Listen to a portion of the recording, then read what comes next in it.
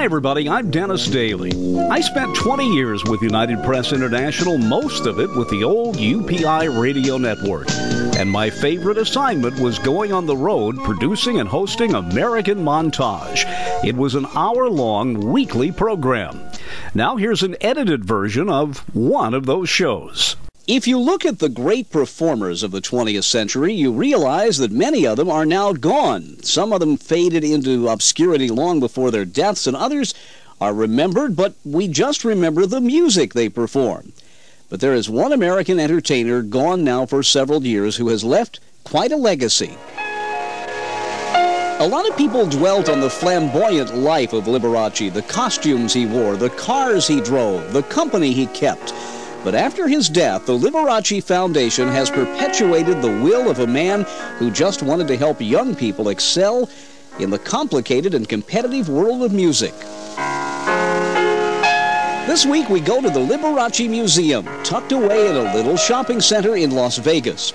Our host here at the Liberace Museum is Myron Martin. He is the executive director of the Liberace Foundation. Before going around and looking at the cars and the costumes and all of the things that were a part of the performing life of Liberace, I wanted to talk to Myron Martin about Liberace's legacy. What part of his career lives on in helping young people?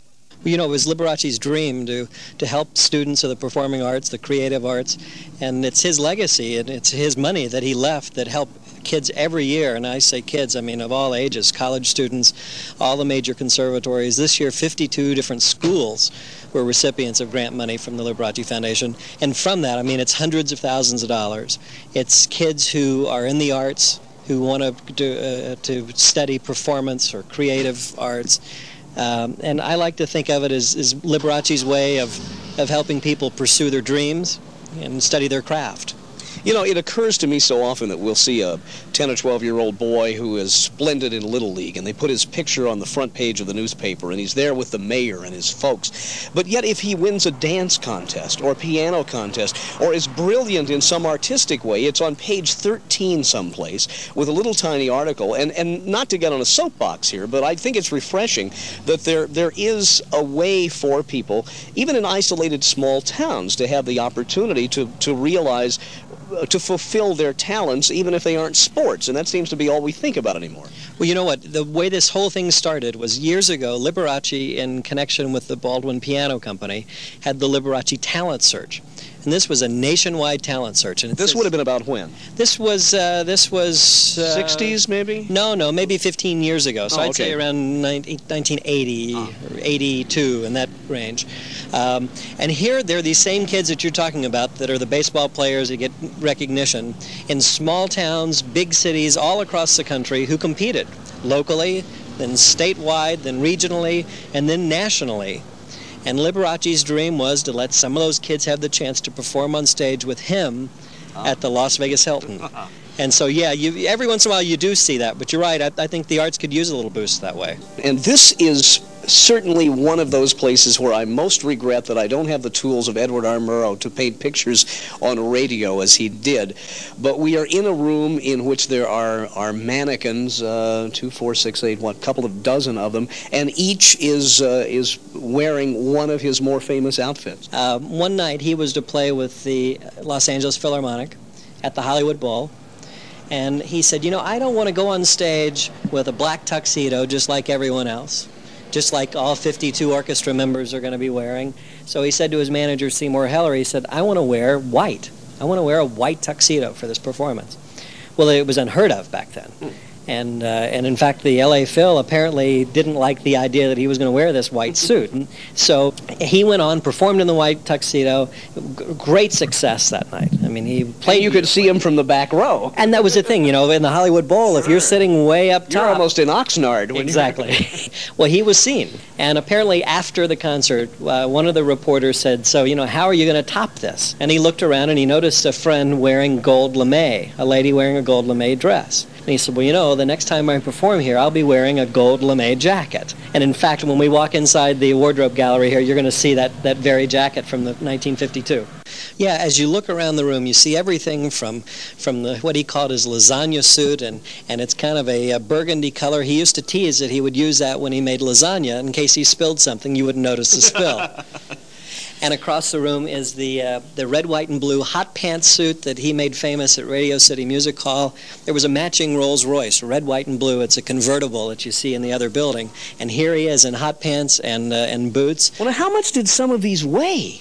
Oh, well, you know, this fur, though, this white over here, went out for cleaning a couple of months ago. I helped him pick it up and put it in the truck, and I had no idea until I picked it up. There were two of us that actually carried it. It's very heavy. Well, now, can you describe this? It's a floor-length mink with an opera cape trimmed in fox, and are covered with sequins? Well, yeah, this or is it a cut above sequins? Actually, the whole lining of this is rhinestones. Oh. And in fact, Swarovski Rhinestone Company, you can see across the room. In fact, let's go over and look. Okay. Mr. Swarovski, the late Mr. Swarovski, presented Liberace with this. My Lord, it's as big as a basketball. It is. It's as big as a basketball. In fact, it's 115,000 carats. Oh, It's the world's largest rhinestone, and Mr. Swarovski gave this to Liberace for everything he did all through those years in presenting and popularized the rhinestone. The rhinestone, yeah. And you'll see. Where would Rhinestone Cowboy have been with that? Yeah, there you go. Well, now this in the middle, a gold jacket that, if you had not seen the others, you would say is fairly spectacular, but this darn thing almost looks plain compared to the others. Yeah, well, this is the jacket I told you about from 1956, and this was the first time he went on stage wearing something other than black or white.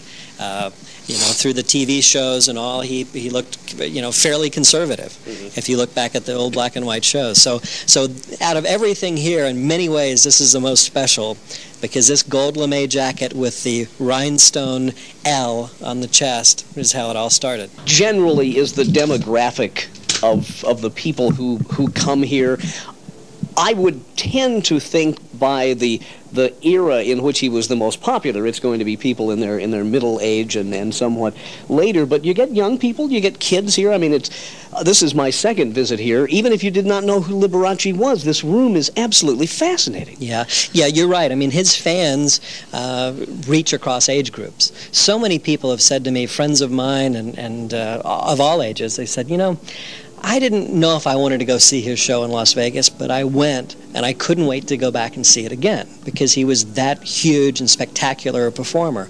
The age group we're getting here is again, it's across the board. It's interesting, VH1 was here recently with this group, the Rembrandts, who were most recently famous for having the hit song from the hit show Friends. And they did a tour of the museum on VH1 as something they're doing to promote their new record. And that's a whole different age group than the one you described. Very, very much so. Here's one of the signs that talk about some of the schools that are recipients of the Liberace Foundation. And when it started, he had 7 schools that got money. He said the idea of helping young musicians made building the museum and setting up the exhibitions all worthwhile. He said within a year we were able to grant our first scholarships to 7 universities, and that's what Liberace said. And again, we're at 52 schools. We're at hundreds of thousands of dollars every year now of money that we give out to the schools. And here's a list of some who got money last year, and you can see it's from coast to coast, everything from Cal State University in Sacramento, which by the way is where they have the George Liberace Quintet in his honor, and it's really one of the great quintets at the university level around the country. Brevard Music Center, Dixie College, a small college in St. George, Utah. Anywhere you look, from coast to coast, there are people in Montana, Virginia, Maryland, Ohio, Illinois, and we're real proud that it's continuing to grow, and we're happy to help people. And again, it is the proceeds from this complex that is really what is driving this. Well, it's exactly right. As people come in either on their own or in these tour buses, as you'll see, there on any given day there may be bus after bus after bus who pull up with 30 and 40 and 50 people all getting off and taking the tour. All of those people help us to continue with Liberace's dream. And there you have it, another edited episode of one of the American Montage programs prepared for the UPI Radio Network back in the 1980s and 90s. I'm Dennis Daly. Thanks for listening. Thanks for going with me this week. And check YouTube for more American Montage programs.